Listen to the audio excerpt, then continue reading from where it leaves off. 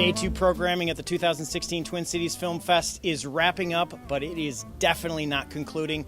We have one more feature film left playing tonight, directed, written, and starring Brandon Ruckdashel, my next guest here on the official Twin Cities Film Fest red carpet. I'm one of your hosts, Doug Sidney. Thank you so much for being here. You're a Minnesota native. You're working out in New York now. You filmed this feature in New York. You're exploring a lot of really unique themes in the film as well. The industry, chasing fame, finding yourself, finding your role in life, with a number of very poignant characters.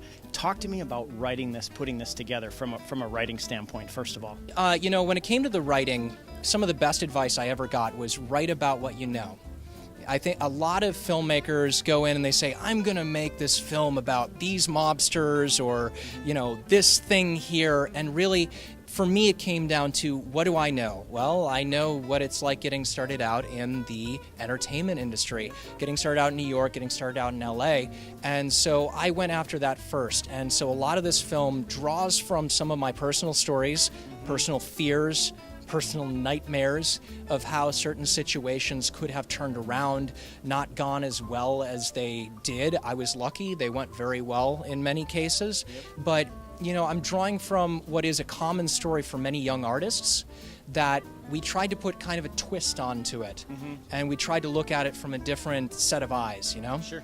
Was the film always taking place in New York, even in the writing stage, in your mind? It's a universal story, but really, when you think of an entertainment community that has a dark underbelly, you really only gravitate to Los Angeles or New York. So there may have been a point at which I was looking at doing this in Los Angeles.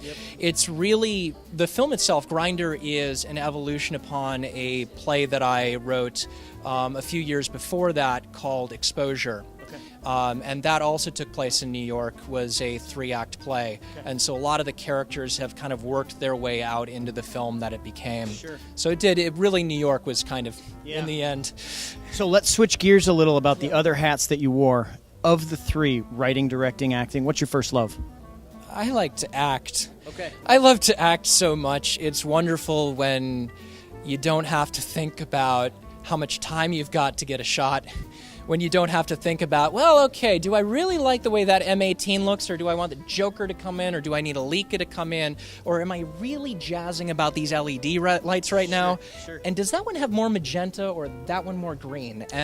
But as an actor, are you asking yourself just as many questions, but in a different capacity? Or can you really just simplify the process? As an actor, my two most important departments are my sound department first. If they don't hear me, the amount of work I have to do later is a pain.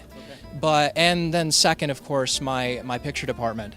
And when I can work with my DP, when I have a very personal relationship with my DP, as an actor, I can have a moment going on, and I know I'm not going to get to that moment again.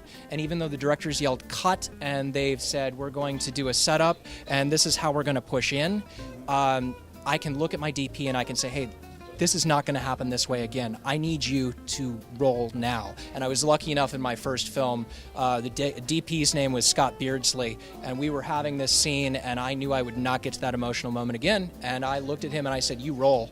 And he said, you got it, bro. And he rolled.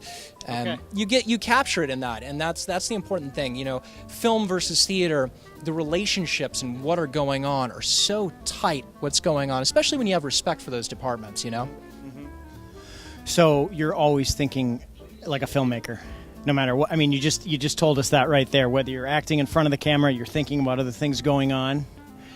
I'm guilty of it. Well, tell us about your experience directing on this film. With this film, I was very lucky with Grinder. I've done a lot of work in Los Angeles and New York. Two of the filmmakers I've worked with a lot, Fred Olenray and Jim Wynorski, are both Roger Corman alumnus. So shooting 16 pages a day is not outside of the norm for us. So when I was bringing my DP, Derek Means, who's absolutely phenomenal, he's brilliant, and Alexa Wolf, who is our gaffer, she was brilliant. when I was bringing them into shooting 12 pages a day and they were screaming, oh Wow. my gosh, we're going to do 12 pages a day, I was able to coax them into the process. Sure. So I had some really great directors I worked with as an actor that I could pull from that experience, and also some really good first ADs who knew how to budget that time and knew, this is how you do your moves. This is how you move your set. This is how you move your location. This is how you get what you need. Because time is money, man. Right. Now that the film's finished, what is your hope for it? What's your hope for Grindr? To have people see it.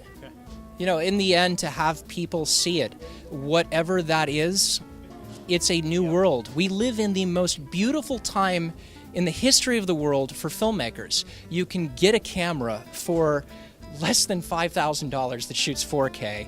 You can get sound equipment for $1,000. You can get all of these things, and you can get hungry actors and creatives to create a product, and then you can distribute it yourself. Every month that progresses is a month that the filmmaker has more power than they have ever had. So whether we end up streaming it ourselves, or we end up getting a distribution deal, or we end up with more festivals seeing it, or we end up, renting out a theater ourselves, that's, who knows? At this point, I'm just happy to be in a festival, Well, absolutely. And what a great testament for filmmakers out there that just heard what you said. You're shooting on a shoestring budget. You're bringing great people aboard that you've met and that you know and that you network with. And not only that, you're executing, 12, 16-page shoot days to put what you have on screen when audiences see it, the performances that get turned in. There's a lot of good filmmaking there. I can't thank you enough for being with us tonight. Grindr is the film, and it concludes day 2 of the 2016 Twin Cities Film Fest. We're going to see you here once again on the red carpet.